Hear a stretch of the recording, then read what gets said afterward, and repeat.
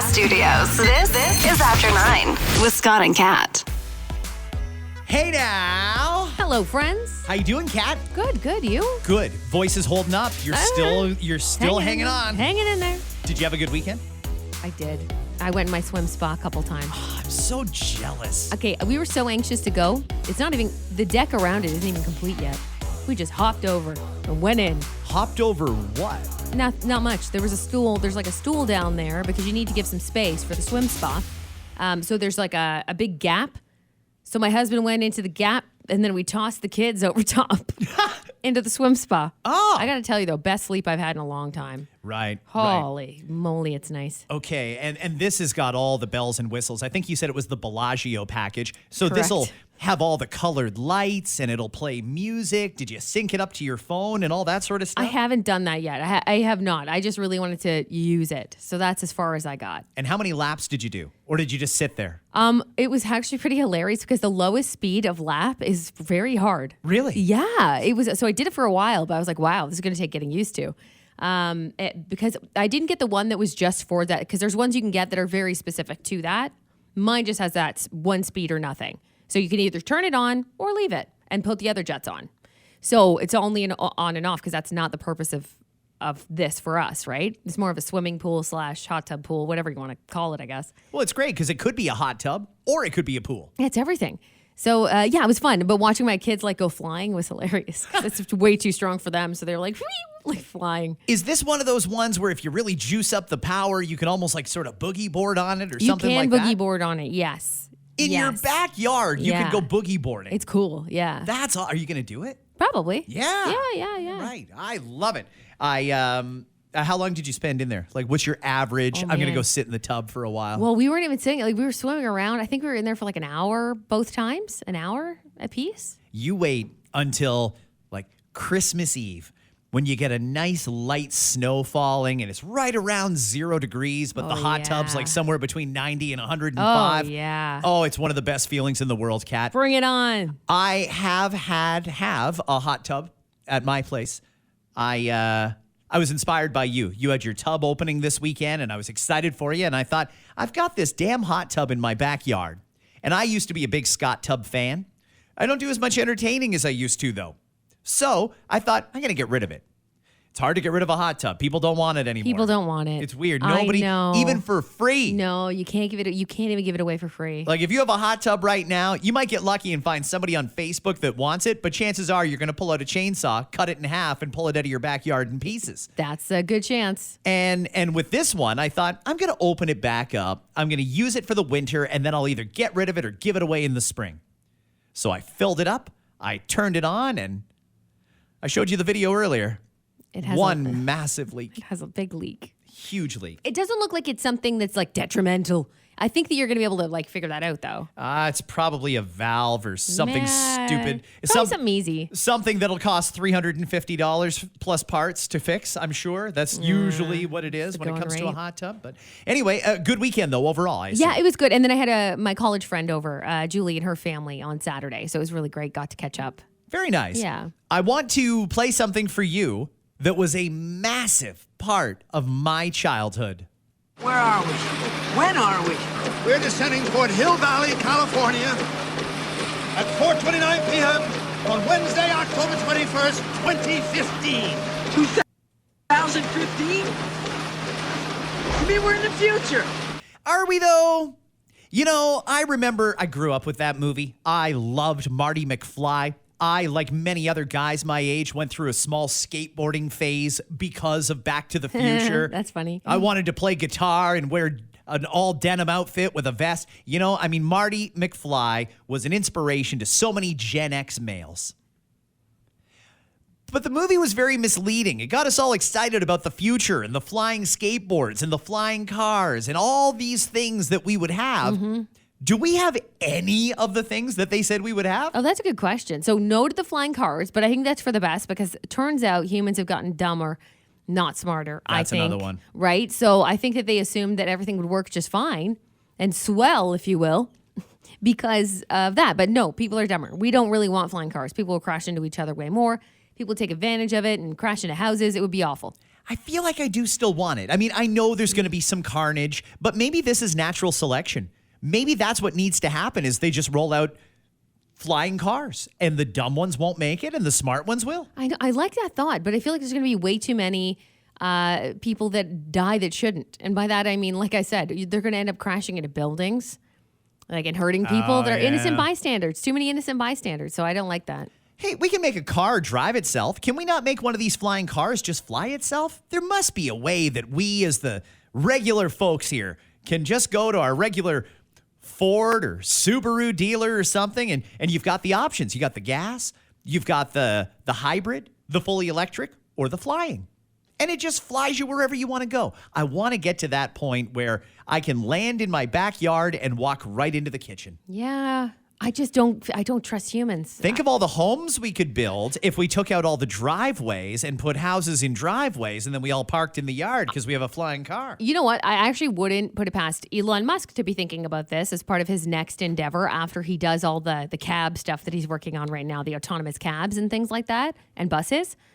I could see him working on that because if they are autonomous and they can figure it out themselves and it's no human behind it and human error behind anything, yeah, people might be able to do it. He's on to something. I mean, This is a guy who's solving humanity's problems single-handedly despite fierce opposition from his critics. I think Elon's doing great. But he gave a speech this weekend, and I want to play a little bit of it for you because he touched on a subject that I feel affects all of us. Cancer. I'll bet you, do it again, if we walked down King Street right there and asked 50 people, do you think that there is no cure for cancer, or do you think there is a cure for cancer and they don't want to give us the cure for cancer? I'm going to guess 4 to 5 people would say they've got a cure. They just don't want us to have it. Yeah, I'd probably agree with you. That's got to be 3 to 4 people out of 5. Healthy people do not make money for the pharmaceutical companies. Sick people make money for pharmaceutical companies, and cancer is big business. Let's hear what Elon says about a cure for cancer. A story that fortunately had a happy ending, where his mom was diagnosed with brain cancer, and she the oncologist said, there's no chance. It's she's got maybe 4 or 5 months to live. But my friend is a very smart, determined person, and he searched, for. He talked to every smart person he knew, and he found someone who said, yeah, actually, there's a drug that's in trials that you take this pill, and it actually makes the brain cancer go away. Literally, you just take a pill. He's like, what? And I think it's called like Wellirig or something. FYI, this drug called Wellirig that solves brain cancer. Maybe more people should know about this. And I think it's in trials at Harvard or something, and it cured his mom. And, Why is that the first we're hearing about this drug? What drug? What pill? This pill is in clinical trials right now. It cured brain cancer. Take the pill, tumor in the head goes away. Okay, that would be enough. Shouldn't it be enough to go, great, take it out of trials if this were even worked on one person, because it's worth it. We're talking about brain tumors. Hey. This is life-threatening. We go through clinical trials on drugs, namely to figure out if it's effective and if it's safe. And if it's not safe, what are the adverse side effects that would make us say, you know what? As great as it is because it cures X, it causes Y, and the cure can't be worse than the disease, so we can't approve it. In this case, I can't imagine any cure is worse than brain cancer. If you have brain cancer and your oncologist has said, doesn't look good, get your affairs in order, 3 to 5 months is all you got. And then I found out that there was a pill in clinical trials that we don't know if it's safe yet, but it seems to get rid of brain cancer. Sign me the hell up. Yeah. I don't care if it's not 100% safe. What could possibly be worse than brain cancer? What? My arm going to fall off? Am my teeth going to fall out of my face? What could be worse than brain cancer? Give people the drug. If they want it, give it to them. I thought we were making progress on clinical trials. This was something that Trump was supposed to tackle the first time he was president, in that if there is a drug available in a clinical trial, you have the right, even if you're not in the trial, to request the drug. You just can't sue the manufacturer. That's a reasonable compromise. It's pretty amazing to me that we got through the COVID trials quite quickly. I don't even know if we called them trials before they were on the market and very, very readily available to everybody. But when it comes to cancer, it's not the case. I don't know. Do you know how many tens of billions of dollars get spent on cancer research all the time? We all just went through Run for the Cure. Last month, it was the Terry Fox Run. Each of those in every single community is raising money for cancer research. If we're actually getting to a point where we're making progress, why can't we know a little bit more about where things stand? Everybody knows somebody who's had or has or who lost someone to cancer. Every single one of us. If there's drugs out there that show promise, this should be worldwide front page news. The other one that I've heard is showing incredible effectiveness against things like cancer is ivermectin, our old friend from COVID. Remember when they insisted, don't take ivermectin, it's horse dewormer and all that sort of shit? Yeah. Turns out it's a wildly effective drug, according to many tests that have been done. So I feel like we're making progress, which is good. But why did it take Elon Musk at a MAGA rally for me to learn that there's a pill out there that can cure brain cancer? Yeah, something got to get done there and be looked into. 100%. By the way, speaking of MAGA, yesterday was a very political day, but there wasn't a lot of politics being discussed. Yesterday, presidential candidate Donald Trump, hang on a second, Don, went to McDonald's. Yeah. And he decided to do a little work. Here's some of Don at the drive-thru. Mr. President, you actually have worked at McDonald's now versus... Now I have worked at McDonald's. I've now worked for 15 minutes more than Kamala. Are you going to put this on your I resume? never worked here. Why would she lie about 15 minutes something more than like that? Kamala. Will it be put on your... I'm going to advise, neat idea, but we shouldn't be doing many more news conferences out of a drive-thru window. They had Trump stand in the drive-thru and the reporters stand in the drive-thru lane shouting questions. And with the noise of the fryers and such behind, it turned into a bit of a shit show. But anyway, Don, President McDonald, President McDonald. he got a good lesson on the fries. Tight. We got the salt on it. Never touches the human hand. Very good. Very Nice and full. Thank you. Attaboy. You stuff those fries as full as you can.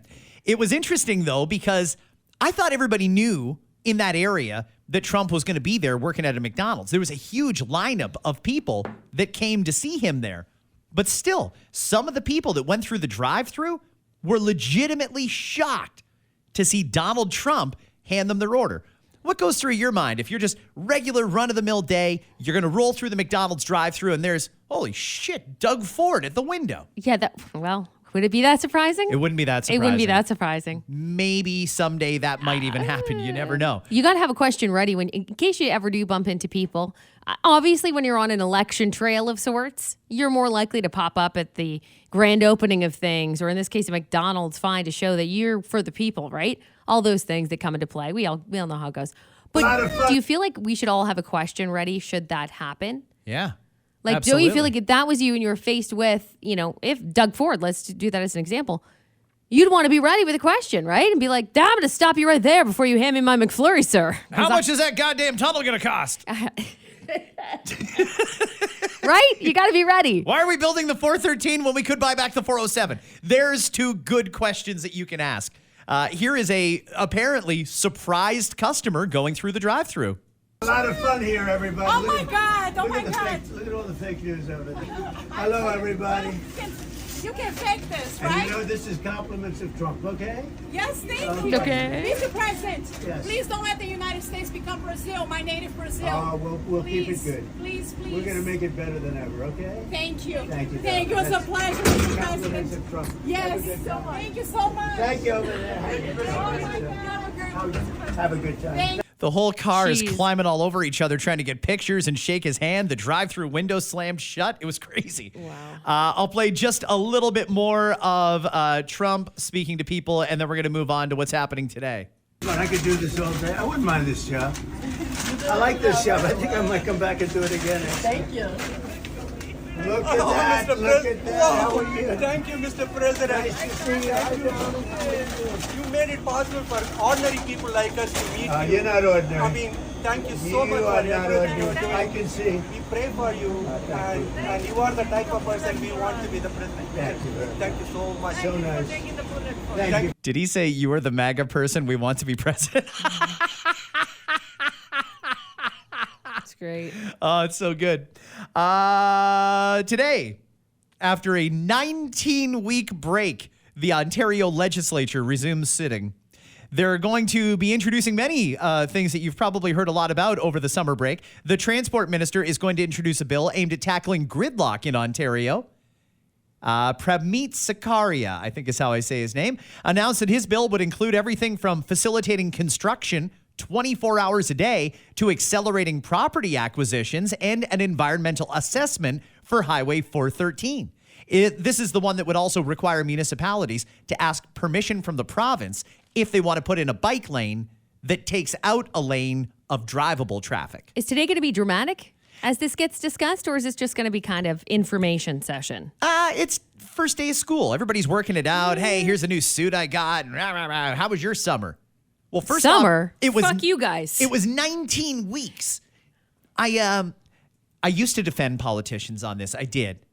And I'm starting to realize I think even I was misled on this. You know, I thought, okay, these politicians, the legislature sits till June and then it comes back in September. So they get the summer off, but they're in their constituencies and, you know, they're out shaking hands and cutting ribbons and stuff. I guess it's fine. I haven't seen my member of provincial parliament once. Not once. I don't even know if they're alive. Where have they been for the last 19 weeks? Don't know. Doesn't seem like a lot of governing is being done when the legislature goes 19 weeks out of 52 without sitting. Yeah, I don't get it myself. That's too long. They're also going to go for, I think it's 5 weeks or 6 weeks. And they do get 1 week off in between because you can't work 6 straight weeks without a week off. No, how could you? Especially with some of those salaries. Ugh. Then from the end of November or the beginning of December, they'll be off again until February. Maybe we need to roll more responsibility into the title of member of provincial parliament. Maybe it's not enough to just sit in your constituency office and go to Queen's Park. Maybe you also have to work a couple of shifts at McDonald's or, I don't know, work at a food bank, for example. Community centers. Community centers. Why don't you work out in the public or maybe we just start paying you part-time. If you're going to take a 19-week break, the public doesn't get anywhere close to that. The most, I think, would be teachers. They get 8 weeks, and that's it. And even then, like, they're underpaid and they don't get what they really deserve. They deserve a lot more. I think they do too. This is egregious, this 19-week break, but they get back today and they say they're going to be more focused than ever before on making life more affordable and tackling gridlock, and the opposition is real excited about this one. This is the drama that I think most people are looking for. Marit Stiles, who's the leader of the provincial NDP, and Bonnie Crombie, who's the leader of the provincial Liberals, are... Now, Bonnie can't do anything because she doesn't have a seat in the legislature. I don't know why she hasn't run yet. There's a seat coming up. Anyway, they're going to tackle the premier on him spending $225 million to get beer and wine and coolers in convenience stores a year earlier than planned, and also on his idea to dig a giant tunnel under the 401. That should be fun. This is where the rubber meets the road. Before, it was just sort of a, folks, we're going to build a tunnel. It's going to be under the highway. You're going to love it. See ya. Well, once we get back into Parliament, then people have to ask questions like, How? How much? How long? Why? All these questions. What else could we do other than this? How many hospitals could we build if we did not build a tunnel under the 401? Is it possible to build an adjacent highway so that you don't need to dig under the 401? I know he says he's going to do it, and generally I believe the guy. I don't believe this one. I don't think we're ever going to have a tunnel under the 401. Yeah. I don't think it's ever going to happen. I'm curious to see what happens next. Yeah. The drama part of it's good. Yeah. I just... Real good. I just Bring don't it see on. happening. Tunnel talk. Over the weekend, more charges were filed. No, more lawsuits were filed against Diddy. Yeah, there were several more lawsuits that were just launched yesterday, I believe it was, by good old Tony Busby there. The lawyer representing, there's still 100 more. One of them was allegedly 13 at the time of the alleged incident. I have to keep saying alleged. Yeah, it's a lot of the same, though, honestly. There's some really gruesome details from the last slew. I didn't get any details from these ones, but I almost don't want to know. Did you hear some of the details from the first ones? The woman in the hotel room who said that she heard that he killed Tupac and then what he did to her? I did not It's hear disgusting. It's absolutely disgusting. Is that on the table, that Diddy killed Tupac? Is that one of the things we're discussing? Well, so this particular alleged victim, I have to keep fucking saying alleged. Can we just stipulate that everything's alleged? Everything's alleged, We don't okay? know what we're talking about. Forget everything you said if you want. The woman claims that she basically was told by a friend, like, oh, I know Diddy. And this was only a few years ago. This was 2018. So it's just a few years ago compared to the other ones from the 90s, right? In the early 2000s. So when he went on a call with Diddy, Diddy was there on the FaceTime call. And she was like, oh, cool. But the guy was like, you're not impressed? She's like, I don't know. I heard he killed Tupac. Diddy heard her say that. Next thing you know, like, she thinks nothing of it. A few days later, that same guy who knew Diddy, and again, all these names are John Doe's for now. One of them will be unsealed soon, apparently. I think it apparently was a bodyguard. That's what a lot of people believe, it was an ex-bodyguard of Diddy. Next thing you know, she's invited to go hang out with this guy again. Thought nothing of it when he's like, I got to go up to my hotel room. It was a complete setup. Diddy was there. Baby oil involved. Things, just the assault allegations are absolutely gruesome. Again, I'm not even going to repeat them. They're disgusting. Yikes. So I heard that he was taking these drugs that incapacitate people. Like, is it like a GHB or something like that? I don't know. This particular woman says there was an injection given to her. An injection? And it was given to her down there. And she had no movement and no feeling. Really? Mm-hmm. It's like an epidural almost. Yeah, like she didn't couldn't describe obviously anything else. Wow. I had also heard that he mixed the drug in with the baby oil. So all he had to do was give you a little massage with the baby oil, and bam, the drugs were seeping into people's systems, and they had nowhere to go. Yeah, like that's they were right. just incapacitated. Kind of along the Diddy lines, we all know that there's a connection between Diddy and Usher, right? We've talked about that on the pod. Yeah, Usher lived with Diddy. For those who don't know, Usher was very young and Diddy took him under his wing. Usher hasn't said too much about what's happening with Diddy right now, but we all know that they were at one point really close. He has talked about living with Diddy in the past, to which he basically says some weird things happened in that house, but he was kind of on the other side of it and never took part in anything. Wasn't Diddy his legal guardian at one point? Yeah, I'm not sure if it was a legal guardian situation, but he certainly did live with him. A few people have pointed this out because it is an interesting twist. You'll recall that Usher was on The View, and they tried to get him to talk great about Kamala Harris, and he shut that down. He's like, hey, if you want to vote, you do whatever you want, whatever. I'm not going to tell anybody how to vote. This is the way it is. That was before the Diddy arrest. Right. Diddy's been arrested, and look what happened this weekend. I love you more, but I love Kamala Harris even more. I want her to be our next president of the United States. That's a twist. I go back to, I think it's such bullshit that these people can get paid to say that. And they can. How is that legal? How is that legal? It doesn't make sense to me. People are freaking out because Elon Musk is out on the campaign trail and he's openly campaigning for Donald Trump. If you heard the clip, you probably did, that we played a few minutes ago of Elon. Those are probably very, very long rallies because it takes him a very long time to get to the point. Elon isn't going to win any awards for being a storyteller. Sure. Let's put it that way. Sure. But there are some people who are very upset and saying things like, Elon's trying to influence the election. Elon's trying to buy people off, and he's using his celebrity to try and get people to vote for Donald Trump. That's all this campaign is on either side. It's all about who's endorsing who and people lining up on different sides. The whole thing is interference. I don't like any of it. No. I don't like any of it. It's getting shitty. But what I am waiting for is, I think the election is 2 weeks from tomorrow? Is that it, eh? Huh. The next day in America. I don't even know what America is going to look like. I don't know if they're going to be at war with each other. I don't know if there's going to be looting, rioting, but I do not for a second believe that it's going to be peaceful. If Trump wins, those who don't like Trump are going to go absolutely apeshit, and vice versa. If Trump doesn't win, his supporters are going to go absolutely nuts. And I really don't want to know, but I really do want to know what America is going to look like the day after that election. Then the other day to keep in mind is January 20th, Inauguration Day. That's another one where someone is going to get sworn in as president. We know it won't be Joe Biden. There's going to be a new or returning president. And, well, we saw what happened January 6th last time, right? I don't know what's going to happen, but I've just got this gut feeling that it's going to be ugly in America in about 2 weeks.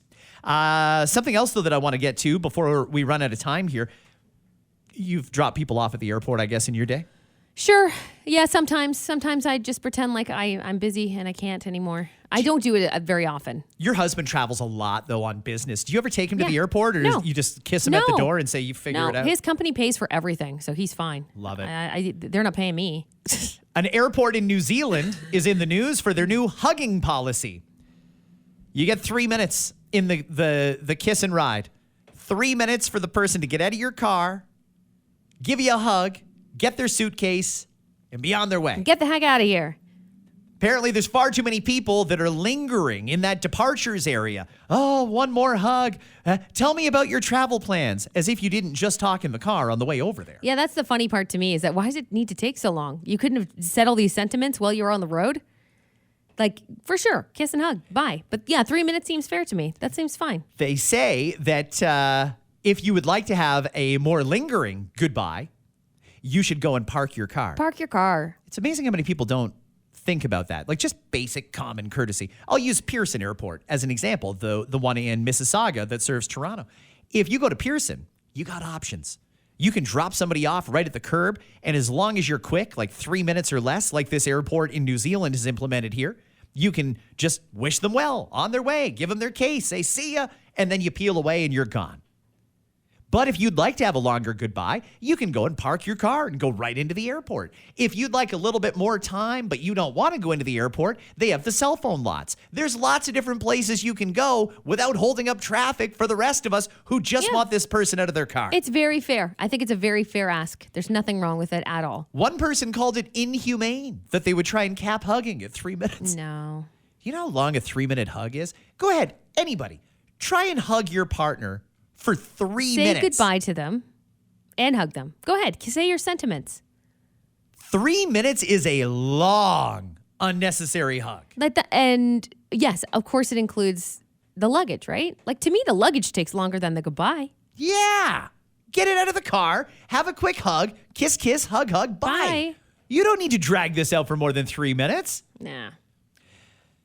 NASA has chosen the most realistic and least realistic science fiction movies. Curious to see what NASA says is good? Sure. Yeah, why not? Some years back, NASA actually named the 3 most realistic science fiction movies. Gattaca from 1997. Is it Gattaca or Galactica? This says Gattaca. It's Ethan Hawke, Uma Thurman, and Jude Law. It's about parents having their kids genetically engineered to produce the best traits. NASA says that is one of the most realistic sci-fi movies out there. Sounds good. They say it aligns with actual research in genetics, which focuses on studying hereditary diseases in families and hopefully wiping them out. Second on their list is, from 97 again, Contact, Jodie Foster. Okay. It's about a scientist who finds evidence of alien life. Third is from 1927. Stop it. Metropolis. Stop it. Which is about class conflict in a dystopian future. All right. I don't believe outta you here. at all. 1927. Is it even in color? I don't think it No, would of be. course not. So which are the most or least realistic science fiction movies? 2012. 2012 is the least realistic science fiction movie. But is it? Is I it? don't know, man. When I saw 2012, to me, I thought that could happen. Now, I know it was based on, this is for those who don't know, based on the Mayan calendar. You might remember this being all the talk at the time. Is that what that is? Yeah. And then it was basically Oh. like the calendar ended, so the world's going to end. So people kind of guessed how that could happen.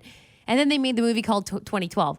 And 2012 was more or less basically everything blowing up. Tsunamis, volcanoes, earthquakes, like you name it, all the natural disasters you could muster up were happening. How were you when the Mayan calendar was ending? Did you give any credit to that Zero. at all? No. I give as much to that as I do the TikTok time traveler.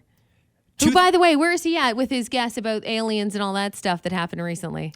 There's an asterisk on him. Oh, get out of here. Stop defending this loser. I'm not defending him. I'm just saying that he said certain things would happen on certain dates. Now, we don't necessarily know if those things happen. It was like in September. He said we were going to actually have contact with aliens. Maybe we did, and they just haven't told us yet. Maybe they're here. Maybe they've integrated. Maybe they bought a condo downtown. Who knows? They're the only ones who could afford it.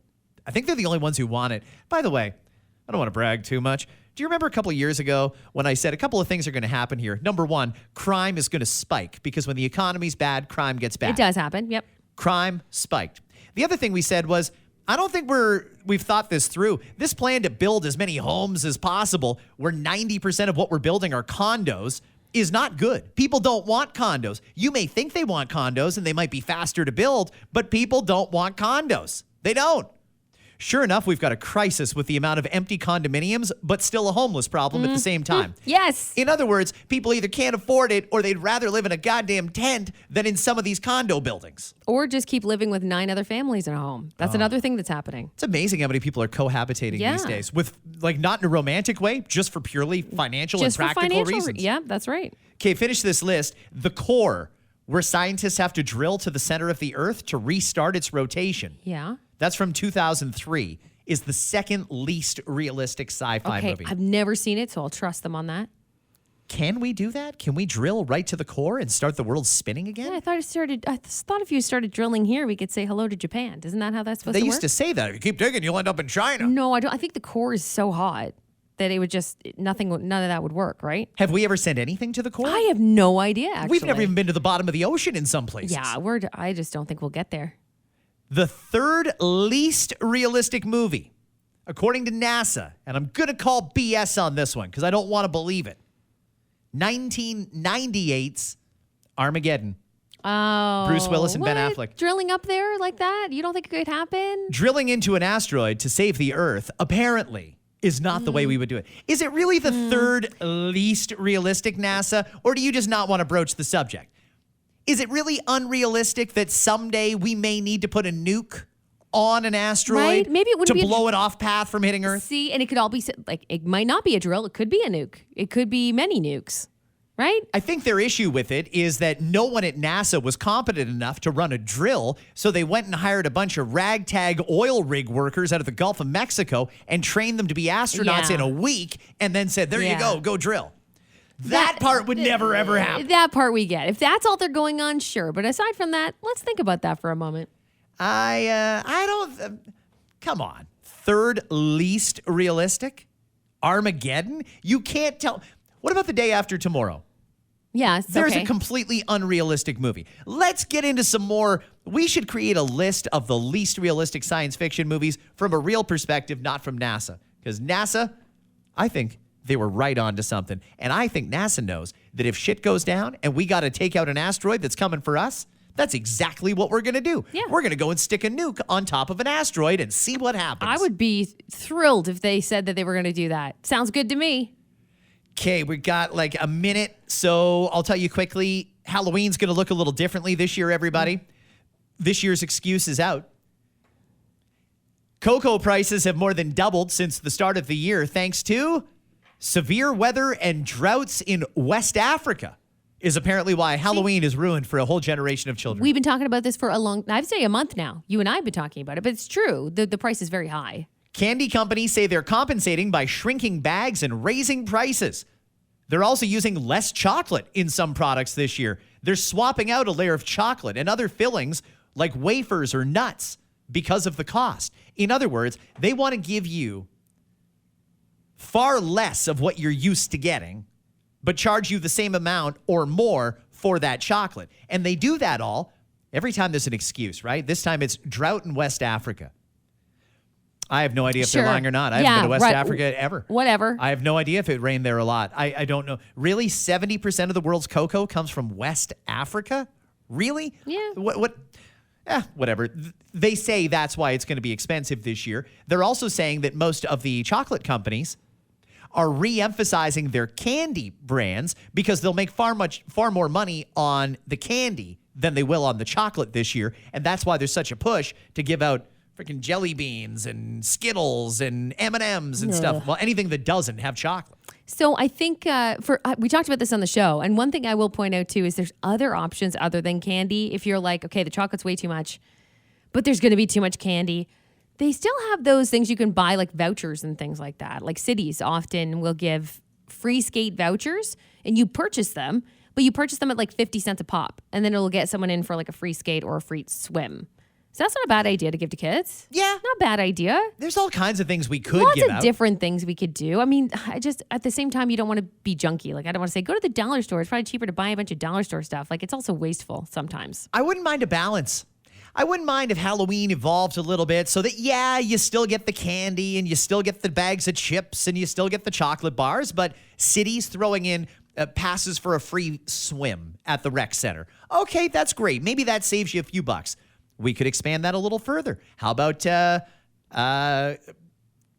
grocery coupons for the parents? Like, hey, here you go. No It's kid $20 wants off to find that in their trick or treat bag. That'd be great, Kat. That's like right up there with fucking dental floss. No kid wants that. Dental floss is another one. No, We all need it. Why can't we throw it in there? Everyone's Why going to egg can't your we? house. Everyone's going to egg your house. I'm just saying that I don't think kids would be that opposed to getting forget the free swim or the free skate. Forget the chocolate. Forget the candy. Maybe kids just want like a little Amazon card. It's got like $1 on it. You can just add it to your account and you got a free $1 on Amazon. Gift card Halloween would be great. $1. I don't know. Well, we can't do too much. How much do you spend on each kid? Have you ever broken it down? No, I never have. That's because I never know how many I'm going to get. I think it's probably about $1 a kid is what Halloween would cost. I mean, sure, that sounds reasonable. And maybe that kid wants 20% off $1 at Amazon? At Loblaw. No, so what about the 3-year-olds? What are they going to do with a $1 at Amazon or Loblaw? Get out of here. Kids No, love awful. deliveries. Don't be that person. They love packages. Don't and be they that love person. Deliveries. You would have spit on that person if they gave it to you at that age. Yeah. Stop it. But we were built different when we used to trick or treat. Yeah, don't bring these kids today into that shit. Toothbrush? Give them the good. No, give them the goods. Just give them the food. Give them the candy if you have to. That's fine. Whatever's affordable. But like, you know what? Even my kids don't mind like the pens and pencils, little stationery set, notebooks, things like that. If you go that route, but don't listen to him. Don't give grocery cards. That's for a whole different topic and a Little whole something different for day. the Don't bring parents, that eh? into Halloween. If I'm going through my bag and I see, Snickers, I want that. Ooh, Mars, I want that. Ooh, $20 off at Dollarama. Give that to my parents. You know, I'm just saying there's enough to go around, and kids could be like It's the for the Rainmakers. kids. Don't take it. Don't take it from them. I think you're hating just for the sake of hating. I don't think you've really thought it through. I think kids deserve candy and chocolate. Hopefully by tomorrow, we'll be a little bit closer to finding out who won the election in British Columbia. It's literally within 100 votes in some ridings. Right now, the reigning NDP has 46 seats. The Conservatives went from 0 to 45 seats, and the Green Party has 2 seats. They say it could take a week to figure out who won. We're still like one of the leading countries in the world for democracy, right? Like we still send our people to other countries to show them how to run free and fair elections. I don't know anymore. And it's going to take us a week to do a recount in one of the most populous provinces in the country. A week to figure out who won a simple provincial election. I don't understand that at all. That's weird. But BC votes on Saturdays now. I don't hate it. It would take me no time to run down to the Legion and cast my ballot on a Saturday. Whereas during the week, I've got other things on the go, and it's a little inconvenient. Could you get behind weekend voting? No, because voting's like a chore to me. I want to get it done during the week so I don't have to ruin my weekend. It's important, but it's a chore. Nobody gets excited to go down and vote. You can get excited to be able to, have your say, but you're not excited to trot down to the local fucking curling club and give your vote. No one's excited about that. I think we should have more votes in places like curling clubs and things like that. Right now, it's just a snooze fest of all these different places that you have to go and vote. I know what we could do. Do it at the fucking keg if you want higher voter turnout. I know what we Come could do. in for dinner and cast your ballot. Sure, we could do that, but like Halloween spirit, any other time of the year, like all those displays that they have that are kind of fun to just stand around and look at, why can't they put those there? And then you could just play around and get scared by it and shit while you're waiting to cast your ballot. It's not the worst idea for fall I don't elections know. anyway. We might have to do something different in the spring when it's less scary. Speaking of Halloween, I'll tell you one more thing and then we got to go. I signed up on the Spirit Halloween website to get a coupon for 20% off. Everybody gets that offer, 20% off one item. Holy cow, you're really making a deal with the devil if you do that because they will spam the living shit out of your inbox I bet they until will. you get in there. This is their time, baby. This is the next 10 days. You're going to get one every day, I bet you, for the next 10 days. It's great because you can get 20% off any one item. But wow, when your phone's going ding, ding, ding, ding, nonstop for like 2 weeks, you're going to realize, shit, it wasn't really worth it to save that much money on that costume. You can unsubscribe, though. I tried that. What, they're still getting you? Apparently, it can take several days to unsubscribe. They do that on purpose. That's bullshit. They do It that on doesn't take purpose. days to They're unsubscribe. gonna unsubscribe you on the 31st of October. Yeah, you guys are full of shit. That's what that is. Little assholes. Have a great day, everybody. Bye. DiGiorno announced they are bringing back their frozen Thanksgiving pizza for the holidays. The pizzas are topped with turkey gravy, green beans, and the number for the National Suicide Hotline. The winner of the annual America's Best Restroom contest is a service station in Salt Lake City. Though keep in mind, the contest is run by Trucker Sex Magazine. Researchers in Britain have discovered the first ever adult man with 3 penises. And after a long and complicated surgery, doctors were able to successfully give him a third hand.